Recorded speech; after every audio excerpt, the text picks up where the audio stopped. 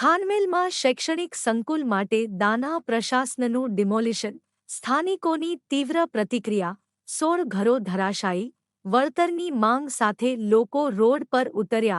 દાદરા નગર હવેલીના ખાનવેલ વિસ્તારમાં નવા શૈક્ષણિક સંકુલ માટે દાના પ્રશાસન દ્વારા ડિમોલિશનની કામગીરી હાથ ધરવામાં આવી છે. આ કાર્યવાહી અંતર્ગત 16 ઘરો તોડી પાડવામાં આવ્યા છે. જો કે, આ ડિમોલિશન સીઇંગ સ્થાનિકોની ભારે અસંતોષની સ્થિતિ સર્જાઈ હતી. જ્યારે કાર્યવાહી માટે પ્રશાસનની ટીમ સ્થળ પર પહોંચી, ત્યારે સ્થાનિકોએ ઘરો તોડવાનો વિરોધ શરૂ કર્યો હતો. પ્રદર્શનને લઈને પરિસ્થિતિ બગડતા વધુ પોલીસ ફોર્સ તેમજ IRBના જવાનોને સ્થળ પર બોલાવવામાં આવ્યા હતા અને સ્થિતિને કાબૂમાં લેવાનો પ્રયાસ કરવામાં આવ્યો હતો. સ્થાનિકોનો આક્ષેપ છે કે તેઓ વર્ષોથી એટલે કે બાપદાદાના સમયથી આ વિસ્તારમાં રહેતા આવ્યા છે અને આજે અચાનક કોઈ વળતર વગર તેમના ઘરો તોડી પાડવામાં આવ્યા છે. લોકોનું કહેવું છે કે હવે અમે ક્યાં જઈએ? અમારી પાસે બીજી કોઈ જમીન કે આશરો નથી. તેમણે માંગ ઉઠાવી છે કે જો સરકાર શૈક્ષણિક સંકુલ માટે જમીન લે છે, તો ઓછામાં ઓછું નવું વસવાટ યોગ્ય સ્થળ અને યોગ્ય વળતર મળવું જોઈએ. હાલમાં ડિમોલિશનની કામગીરી આગળ વધારવામાં આવી રહી છે અને વિરોધના પગલે પ્રશાસન આગામી પગલાં વિચારી રહ્યું છે.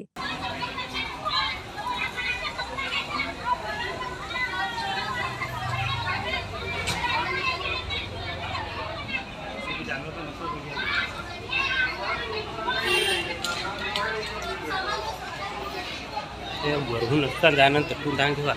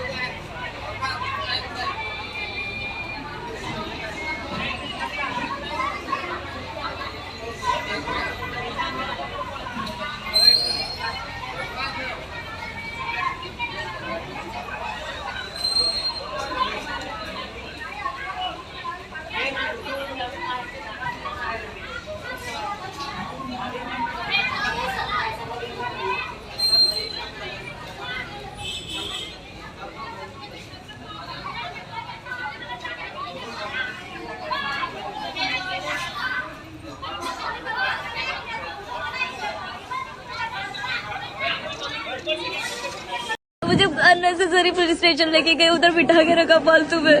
मुझे जाने भी नहीं दे रहे थे वो लोग. मेरी मम्मी का तो हाथ तोड़ दिया मार मार के. हॉस्पिटल में है वो, गवर्नमेंट हॉस्पिटल में. मेरे भाई को भी मारा है पैर पे.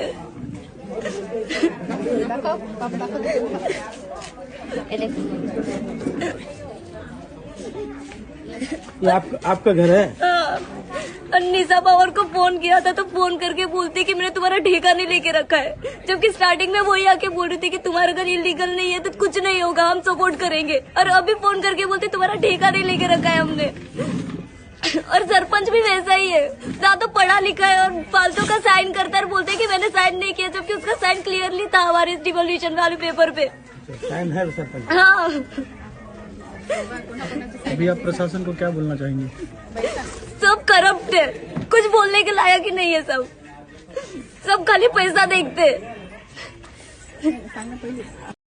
लोग है, सरपंच बोलता है ऐसा है कि उनको हमने पूछा, मीटिंग लिया, तो बोलता है हमको जो बाजार भाव चलता है ज़मीन का वो हमको दो, हम लोग ज़मीन देने के लिए तैयार हैं। और साइन किया उसने, सरपंच ने किया, फिर उपाध्यक्ष जिला पंचायत और वंदना मैडम उसने साइन किया। 3 अब्दुल कलाम कॉलेज के प्रोफेसर का है, 2 सोशल वेलफेयर वाले का नीचे साइन है। तो हम तो कुछ बोले नहीं, हमको तो पूछा नहीं।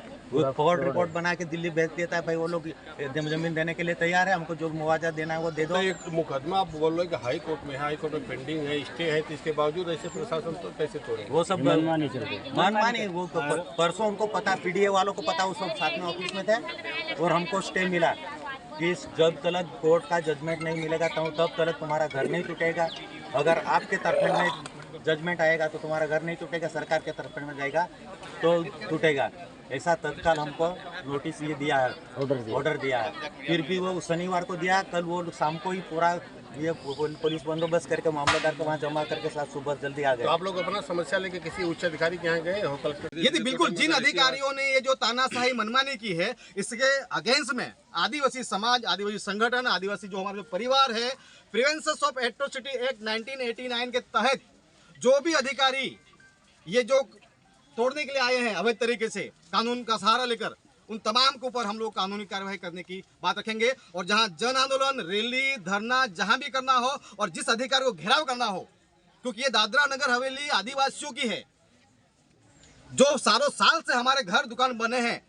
हम एक साइड सुप्रीम कोर्ट के आदिवासी देश का मूल मालिक है, मूल बीज है, और उसी सुप्रीम कोर्ट कह रहा है, सुप्रीम कोर्ट कह रहा है कि 92% लोग बाहर से आए हैं, 8% जो लोग हैं वही इस देश के मूल बीज है, और वही आदिवासी इस देश के मालिक लोगों को आज इस तरह से जो प्रशासन, सरकारी बाबू, जो जनता के टैक्स से जीने वाले अधिकारी अगर ये कर रहे हैं, तो जनता मैंने बार बार कहा है, बार बार हमने इसको लेकर हमने आदिवासी संगठनों की बैठक भी लगाई, कई बैठक में आगे आए भी, कई अलग अलग संगठन है। आज फिर आह्वान कर रहा हूँ, दादरा नगर हवेली में ये बीजेपी के जयचंद छोड़कर तमाम जो इस प्रशासन की तानाशाही की मनमानी की वजह से जो हमारे बाकी भाइयों का, बाकी समाज का जो नुकसान हो रहा है, उसको लेकर तमाम समाज, तमाम संगठन एक मंच पर आए और ये तानाशाही मनमानी को लेकर पुनः एक बार आंदोलन, रैली, धरना और शासन प्रशासन के सामने। ये अभी बात आई अस्तित्व के ऊपर, ये हमारे अस्तित्व की बात आई। अभी बात आएगी हम आर पार की लड़ाई, या तो करो या तो मरो।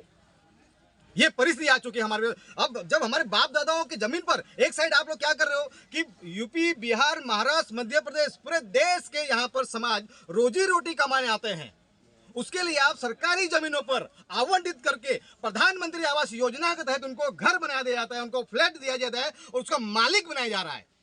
और इसी देश के मूल बीज हमारे लोग, आदिवासी समाज, इस देश के मूल लोगों को अपनी पुश्तैनी, अपने बाप दादाओं के जमाने की जमीन पर जैसे तैसे घर बनाकर रूम, चौल, दुकान जो बने हैं और जी रहे हैं, उसको तोड़ने की कार्य की जा रही है। मतलब जो बाहर से लोग आ रहे हैं उनको यहाँ पर मालिक बनाया जा रहा है, और यहाँ जो मालिक लोग हैं उनको खदेड़ के काम किया जा रहा है, और ये हम बर्दाश्त नहीं करेंगे।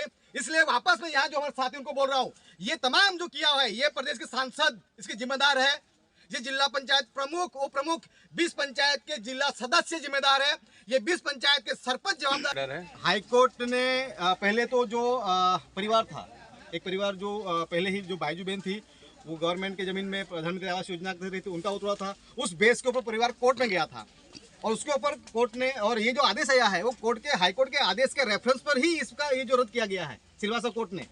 तो यहाँ पर हाईकोर्ट और अब वापस अभी ये लोग, अभी ये जो हुआ है, ये एक बिल्कुल तानाशाही, मनमानी और दादरा नगर हवेली खानवेल प्रशासन की गुंडागिर्दी है। मैं इस गुंडागिर्दी कहूंगा, इसी पर एक बिल्कुल तानाशाही, मनमानी और दादरा नगर हवेली खानवेल प्रशासन की गुंडागिर्दी है। मैं इस गुंडागिर्दी कहूंगा। इसी पर कि भाई जो ये घर रूम तोड़ने की बात कर, जो ऑर्डर जारी किया है पीडीए द्वारा, उस ऑर्डर को रद्द किया जाता है। जब ऑर्डर रद्द किया गया है तो फिर ये कार्यवाही क्यों की गई? मतलब इसको तानाशाही कहेंगे, इसको मनमानी कहेंगे, क्योंकि यहाँ पर जिसको ये कानून व्यवस्था बना के रखने की बात आती है, और जो हमारे जनप्रतिनिधि है, सब लोगों ने मिलकर बिल्कुल एक मनमानी करके ये कार्यवाही की है। और बिल्कुल इसको लेकर हम लोग अभी सभी समाज के लोग इकट्ठा हुए हैं, यहाँ पर अलग अलग साथी इकट्ठा हुए हैं कि भाई इस काले कानून को लेकर हम आगे की लड़ाई क्या लड़े, जब प्रशासन ही खुद लॉ एंड ऑर्डर की स्थिति खड़ी कर रहा है। और इस संबंध में आपको बताओ, जैसे ही मुझे इस बारे में जानकारी मिली, मैंने तत्काल जो मुझे ऑर्डर की कॉपी मिली है, दादरा नगर जिला कलेक्टर महोदय को मैंने व्हाट्सअप किया इमीडिएटली, क्योंकि सर ये कोर्ट का ऑर्डर हुआ है और आपका जिला, आपका खानवेल प्रशासन पीड़ित परिवार को वहाँ घर, रूम, दुकान तोड़ने के लिए पहुँचा है, ऐसा करके मैंने मैसेज दिया है। यहाँ के जो मामलदार है अधिकारी हैं उनको भी मैंने मैसेज किया व्हाट्सएप के माध्यम से, लेकिन कोई रिप्लाई नहीं आया। तो यहाँ पर भी जब कोर्ट के आदेश को नहीं मानेंगे, कानून को नहीं मानेंगे, तो फिर जनता को क्या करना चाहिए? नहीं तो फिर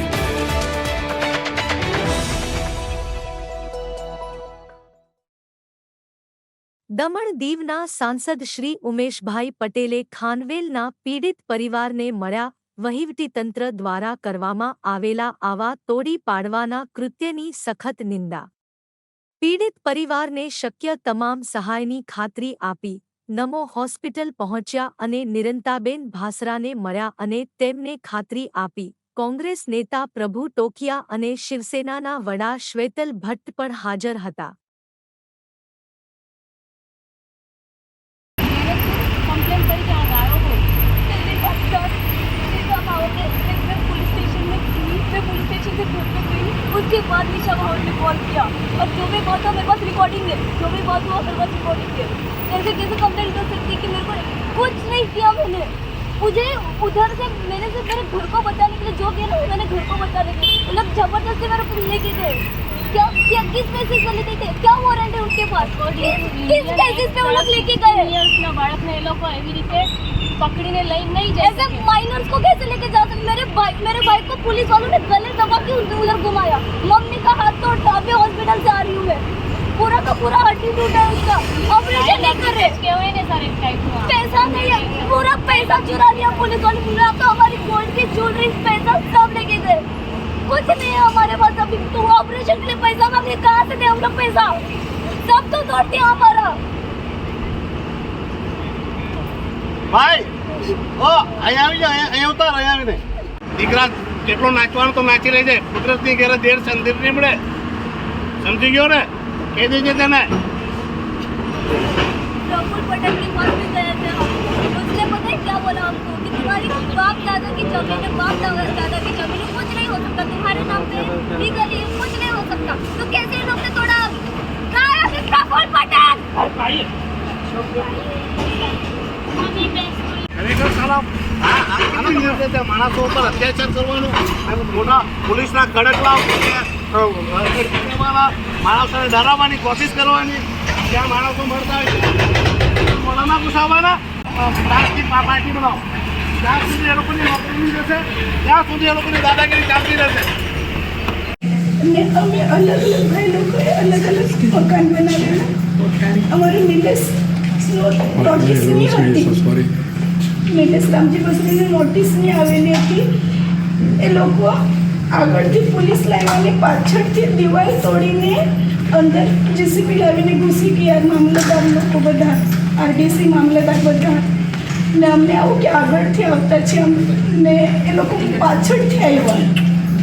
પછી અમે દોડ્યા તો એ લોકો તો અંદર ઘૂસી ગયા ને મારું સામાન તો આ બધું ઉપર જ હતું સર. બધું મારું ગોલ્ડ બી, પૈસા, કેશ બી બધું સર. તમે લાઈટ કેવી રીતે? આ બધું પોલીસવાળાએ કર્યું સર. પછી અમે રોકાવતા હતા કે અમને સામાન તો કાઢવા દો, તો અમને બધું ધકેલીને આગળ કરી નાખ્યું સર. ઉપર ચડવા જ નહીં દીધું, બધું મારું સામાન અંદર ફસી ગયું. ને સ્ટાર્ટિંગમાં આવીને ખાલી એ લોકોએ સીડી તોડી. સીડી પછી અમે કેવી રીતે જાઉં ઉપર? સીડી તોડી નાખી. આટલું સર અન્યાય થયો અમારા સાથે. ચિંતા નહીં કરો, હું છું તમારા સાથે. પણ હું કહી શકું કે જે નુકસાન થયું તે તો હું હમણાં તો તમને ફિલહાલ કંઈ નહીં કરી શકું, પણ દાવો છે મારો કે હું તમને રિસ્ટોર કરાવીને આપીશ. ખાલી અમે કહીને પછી મામલતદારને કીધું કે કમસે કમ અમને એક દિવસ પહેલાં તમે જાણ બી કરતે ને તો અમે અમારું સામાન કાઢતે. અમને કંઈ આઈડિયા જ નહીં હતી કે આવવાના છે. ને સવારે એ લોકો 6 વાગે પહોંચી ગયા. પછી જેટલું મારું કપડાં હતા તે મેં તો કાઢ્યા ને મોટું સામાન બધું, એટલે બધું જ એમાં હતું. તમને કંઈ મદદ બીજી હું કંઈ કરી શકું?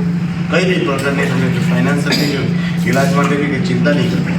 હા, હું છે રહેશે. તમને કંઈ બી મદદની જરૂર પડે ને તમે પહેલાં સારા થઈ જાઓ. પહેલાં 2 દિવસ 3 દિવસ સર અમારું બધું ગયું. તમે ચિંતા, બધું આવશે, બધું આવશે. ડરતા નહીં, કાનૂની લડાઈ લડશું આપણે. અમે લોન લઈને બધું ઘર બનાવેલું છે. અમે બહુ પરેશાન થયેલા છે એ લોકોથી. આ પ્રશાસન અમને જોઈએ જ નહીં. અમે બહુ પરેશાન થયેલા છે સર. પહેલાં તને એટલે આ બધું અમે પોલીસવાળા લોકોને આવું જ કીધું કે અમને ખાલી મામલતદાર જોડે વાત કરવા દો, તો કે અમને તમારી પાસે કંઈ નોટિસ હોય, કંઈ ઓર્ડર હોય તો અમને બતાવો. અમે આટલા એક હાઈ કરીને મેં કીધું વાત કરું તો એ બેરા બી થઈ ગયેલા, આંગળા બી થઈ ગયેલા, સાંભળે જ નહીં, વાત જ નહીં સાંભળે. પોલીસવાળા ધક્કા મારી મારી આ બધું ખેંચીને અમને પાછળ મોય કરતા હતા. મારા છોકરાને ગળામાં પકડીને એ લોકો એ કરતા હતા. ઉમેશભાઈ, આજે તમે ખાનવેલ ગયા હતા, ત્યાંની શું સ્થિતિ છે અને શું કહેશો? एक्चुअल में कल जो निर्दयतापूर्वक, क्रूरतापूर्वक दादरा नगर हवेली दमन दीव के प्रशासन ने अमानवीय कृत्य किया, इसको अमान्य कृत्य कहा जाएगा कि मानसाई को और मानवता को शर्मसार करने वाली घटना को अंजाम दिया दमन दीव दादरा नगर हवेली के प्रशासन ने। और आप देख रहे होंगे कि ये प्रशासक प्रफुल्ल पटेल जब से आया है तब से हमारे प्रदेशों का सर्वनाश उन्होंने किया है। और दादरा नगर हवेली में तो कुछ ज़्यादा ही उन्होंने अत्याचार किए हैं। आदिवासियों के जो भी लोग हैं, ऑफिसर रहे हो या नेता रहे हो, उन पे उत्पीड़न का ऐसा अत्याचार किया कि लोगों ने आत्महत्याएं कर ली, अधिकारियों ने आत्महत्याएं की। प्रशासन के उत्पीड़न के कारण महान नेता हमारे मोहन भाई डिलकर जी ने आत्महत्या की और काफ़ी सारी घटनाएं प्रशासन की वजह से घटी। ऐसी घटना कल खानवेल में हुई। कहा जा रहा है कि ऐसा नंगा नाच प्रशासन ने नाचा कि मानवता को भी शर्मसार होना पड़ा। बेचारे गरीबों, आदिवासियों की ज़मीनों को हड़पने के लिए उनके बन बनाए घरों को इलीगल करार करके उनके घर को ध्वंस किया गया। कोई नोटिस नहीं दी गई। हमें जब पीड़ित परिवार ने बताया कि उन पर तो कोर्ट का भी कुछ मामला चल रहा था और अब नीति, नियम, कायदे, कानून कुछ नहीं मानता ये प्रशासन। और यहाँ जो ये तानाशाही वाला माहौल चल रहा है उसके शिकार कल हमारे खानवेल के पीड़ित आदिवासी लोग हुए। और घटना तो ऐसी घटी कि उनको कोई नोटिस नहीं दिया गया, उनको कोई किसी प्रकार की कोई बात नहीं कही गई, उनको मौका तक नहीं दिया गया उनके घर से सामान निकालने का। और उन पीड़िताओं की बात माने तो पुलिस ने डकैती की, चोरी की है, उनका गोल्ड और पैसा चुराया है, ऐसी बातें हमें जानने को मिली है। तो अब जो है प्रशासन वो डकैत हो गया है, चोर हो गया है, लुटारा हो गया है। और उनके मासूम बच्चों को, माइनर बच्चों को मार पीट कर पुलिस ने अमानवीय रूप से उनको जेल में बिठाया, ऐसी बात हमें जानने को मिली है। ऐसी बातें जो है ये प्रशासक प्रफुल्ल पटेल के प्रशासन को शर्मसार करता ही है, हमारे प्रदेश को शर्मसार करता है। एक तरफ हमारे यशस्वी प्रधानमंत्री नरेंद्र भाई मोदी जी और हमारे गृह मंत्री अमित भाई शाह जी हमारे आदिवासियों के हक और अधिकार दिलाने के लिए विविध योजनाएं बना रहे हैं, विविध मार्गों से आदिवासियों का विकास चाहते हैं। और उनका नुमाइंदा यहाँ पर आदिवासियों का इस प्रकार से उत्पीड़न कर रहा है, मासूमों को मारा जा रहा है, पीटा जा रहा है, उनकी प्रॉपर्टी को ध्वंस किया जा रहा है, कायदे कानूनों को नोक पर रखकर वो तानाशाही चला रहा है। आज जब मैं पीड़िता के परिवार से मिला मुझे बहुत दुख हुआ, अफसोस हुआ और कहो कि जितनी निंदा करूँ उतना कम है। ये अली बाबा जो हिम्मतनगर से आया है और 46 यहाँ पर अली बाबा के जो लुटेरे हैं, IAS IPS दानिश अली बाबा और 46 चोर है। इन चोरों को मैं ये कहना चाहता हूँ कि तुम्हारे भी पाप का घड़ा फूटने वाला है। ये अली बाबा के साथ जितना भागना है भाग जाना, क्योंकि समय बहुत कम बचा है।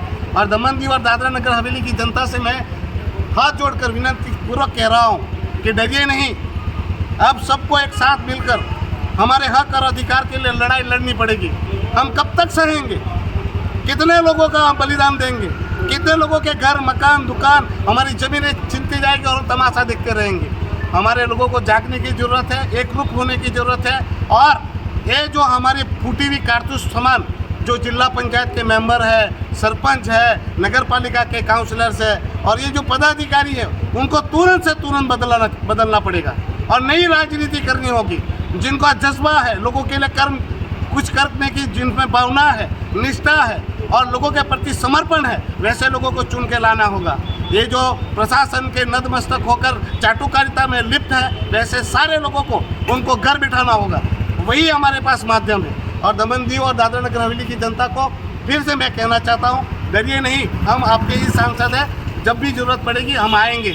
और इस मामले पर भी जहाँ भी आवाज़ उठानी होगी, लीगल रूप से हो या फिर पार्लियामेंट में हो या जो भी विभाग है मंत्रालय की या एससी कमीशन, एसटी कमीशन है, उन पे भी हम पत्राचार भी करेंगे, लिखेंगे भी, लड़ाई भी लड़ेंगे और इन गरीबों का जो भी हक और अधिकार है उनको दिला के रहेंगे। उनके साथ जो भी अन्याय हुआ है उसके लिए लड़ाई लड़ेंगे और उनको न्याय दिलाएंगे। बस यही कहना है।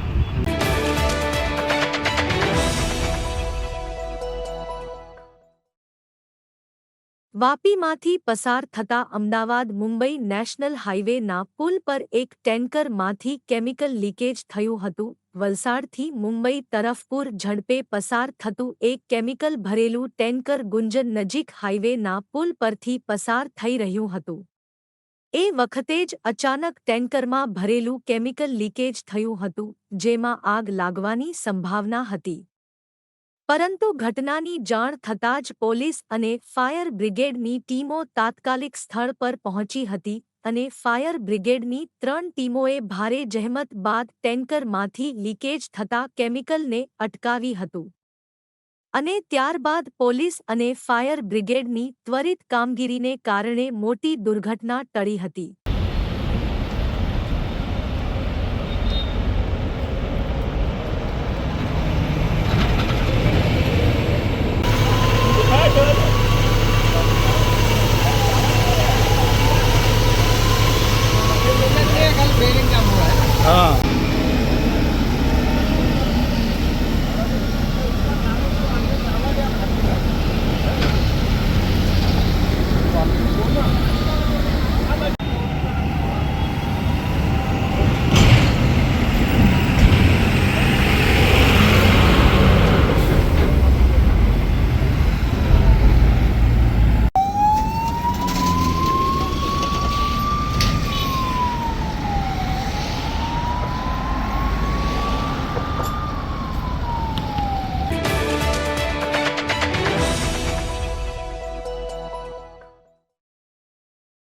રાજ્યના પડોશમાં આવેલા સંઘ પ્રદેશ દમણમાં જુદા જુદા 2 માર્ગ અકસ્માતમાં કુલ 5 લોકોના મોત થતા પ્રદેશમાં ચકચાર મચી ગઈ છે। ડાભેલ વિસ્તારમાં આવેલા રોયલ ગાર્ડન હોટલની સામે એક બાઇક સ્લીપ થઈ જતા બાઇક ડિવાઈડર સાથે અથડાયું હતું। આથી બાઇકમાં સવાર 3 પૈકી 2 લોકોના સારવાર દરમિયાન મોત નીપજ્યા હતા। જ્યારે વરકુંડ વિસ્તારમાં એક ટેન્કરે મોપેડને ટક્કર મારતા મોપેડ સવાર પિતા અને 2 પુત્રોના પણ કરુણ મોત નીપજ્યા હતા। આમ નાનકડા સંઘ પ્રદેશમાં 2 માર્ગ અકસ્માતોમાં કુલ 5 લોકોના મોતને કારણે સમગ્ર પંથકમાં ગમગીનીનો માહોલ છવાયો હતો।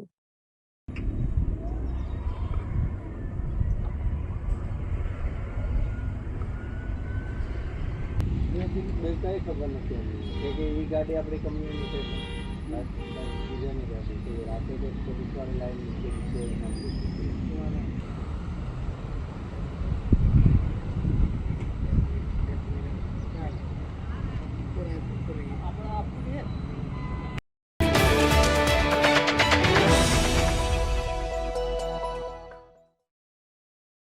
વાપી નેશનલ હાઈવે નંબર 48 ઉપર આવેલા જલારામ મંદિરનો 23મા પાટોત્સવની ભવ્ય ઉજવણી કરવામાં આવી હતી। અંતરની આંતરડી ઠારતા સોરઠ ભૂમિના જગ વિખ્યાત સંત શ્રી જલારામ બાપાના નામે આજે પણ અનેક સ્થળે અન્નક્ષેત્ર ચાલે છે। ત્યારે વાપી ખાતે નેશનલ હાઈવે નંબર 48 ઉપર આવેલા જલારામ ધામ ખાતે બાપાના મંદિરનો 23મો પાટોત્સવ ઉત્સાહભેર ઉજવાયો હતો। વહેલી સવારથી જ મંદિરને શાક શણગાર કરવામાં આવ્યું હતું। સ્વરથી જ બાપાના મંદિરે દર્શનાર્થે મોટી સંખ્યામાં ભક્તોની ભીડ જામી હતી। સવારે સત્યનારાયણ ભગવાનની કથા, બપોરે આરતી બાદ સાંજ સુધી ભજન કીર્તન તેમજ સાંજે આરતી બાદ મહાપ્રસાદનું ભવ્ય આયોજન કરવામાં આવ્યું હતું.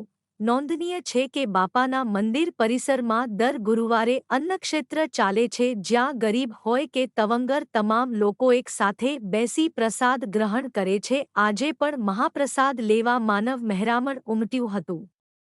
આમ ભક્તિભાવ પૂર્વક જલારામ બાપાના મંદિરનો પાટોત્સવની ભવ્યાતિભવ ઉજવણી કરાઈ હતી.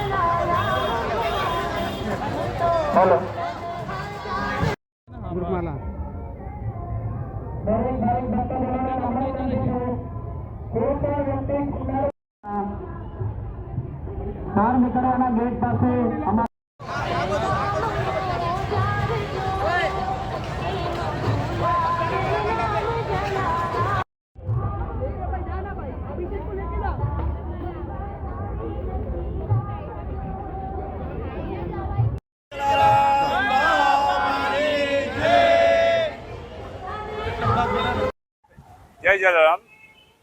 આપણે વાપી વિપુલ ગામમાં આજે 23મો પાટોત્સવ છે. સવારથી સત્યનારાયણની કથા હતી, બપોરથી ભજન હતા અને સવારના પરમાં ધજા વિતરણ હતી અને અમને સાંજે 7 વાગ્યાથી મહાપ્રસાદનું આયોજન ચાલુ છે. અને જલારામ ગામમાં દર ગુરુવારે હજારો માણસો મહાપ્રસાદ લે છે અને સેવાદારીનો સાથ સહકાર સારો મળી રહ્યો છે. આજે બી સવાર 7 વાગ્યાથી મહાપ્રસાદનો કાર્યક્રમ ચાલુ છે અને લગભગ 8 થી 10 હજાર માણસનું મહાપ્રસાદનું આયોજન છે. અને આ રીતે અમારું દર વર્ષે કાર્યક્રમ બાપા સુખરૂપે પાર પાડે એવી બાપાને પ્રાર્થના. જય જલારામ. છેલ્લા આપણે 23 વર્ષથી જલારામ મંદિર વાપી મુકામે આપણે મહાપ્રસાદનું આયોજન કરવામાં આવે છે ને અમારા સાથ સરકાર સેવા મંડળ તરફથી ઘણો સપોર્ટ રહે છે. આપણું જય જલારામ મંદિર આપણે વાપી સ્થળ પ્રમાણે અહીંયા જય જલારામ બાપાનું 23 વર્ષથી છેલ્લે ઉજવવામાં આવે છે. તો આપ સૌને આવતા વર્ષે બી નિમંત્રણ છે કે તમે આવજો, વધારજો.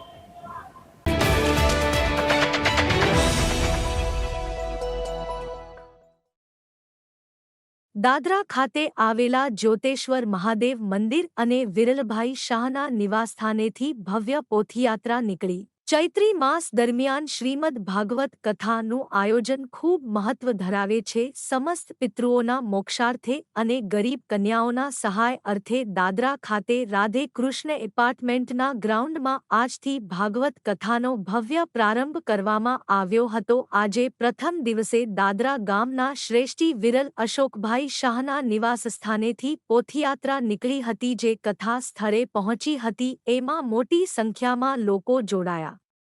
તારીખ 21/4/2025 થી તારીખ 27/4/2025 સુધી સમસ્ત પિતૃઓના મોક્ષાર્થે અને ગરીબ કન્યાઓના સહાય અર્થે ભાગવત કથાકાર દર્શનભાઈ જોશી ખેરગામ વાળાના મુખારવિંદથી વ્યાસપીઠ ઉપરથી સંગીતમય વાણીમાં શ્રીમદ ભાગવત કથાનો આજથી પ્રારંભ કરવામાં આવ્યો હતો. કથાના પ્રારંભ પૂર્વે દાદરા ગામના અગ્રણી વિરલ અશોકભાઈ શાહના નિવાસસ્થાનેથી બપોરે 3 કલાકે ભવ્ય પોથી યાત્રાનું આયોજન કરવામાં આવ્યું હતું, જેમાં ગ્રામજનો મોટી સંખ્યામાં જોડાયા હતા. દાદરા ગામના દરેક સમાજના લોકોના સહયોગ દ્વારા આ શ્રીમદ ભાગવત કથાનું ભવ્ય આયોજન કરવામાં આવ્યું.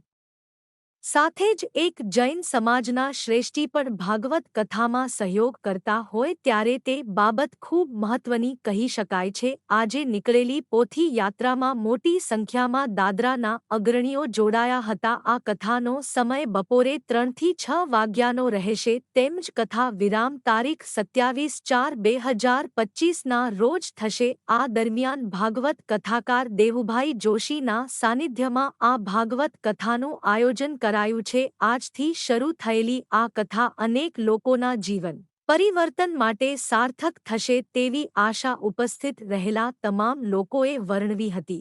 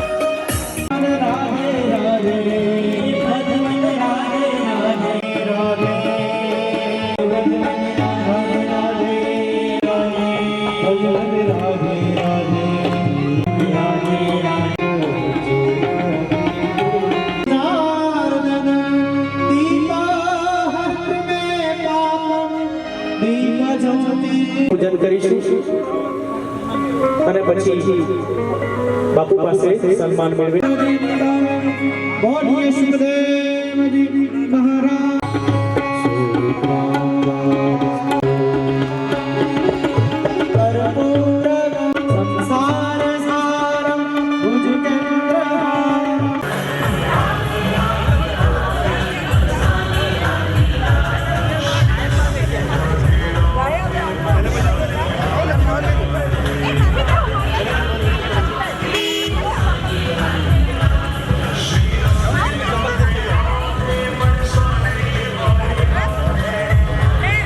देखो, भागवत कथा काफ़ी समय से दादरा में हो नहीं रही थी और ये जो मास है, जो चैत्र मास बोला जाता है, तो ये बहुत ही पवित्र माना जाता है। तो इस दरमियान अगर कथा पाठ जो भी कुछ होता है तो वो सबके लिए अच्छा रहता है।